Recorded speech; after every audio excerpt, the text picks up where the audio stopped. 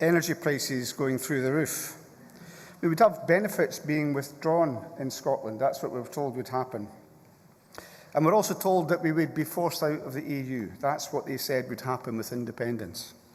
They also said there'd be a ballooning national debt. Of course, the UK has just recorded over £2 trillion in its national debt, and a massive deficit at that. So we've seen that happen over this decade of decline under the Union, not under independence. And I think listening to some of the commentary this morning on the radio and TV and so on, we continually hear this stuff about how divisive it was. Now, that was not my experience. It generally was not my experience.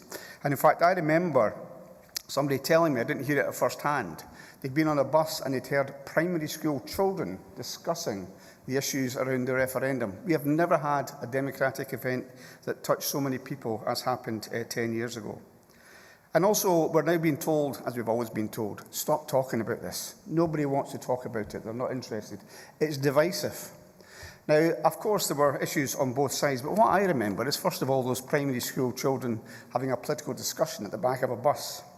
But I also remember one of the prominent members of the no side saying that what they had to do was to ensure a massive defeat for the 50%, then 45% of people that supported independence, and then afterwards go around and bayonet the wounded.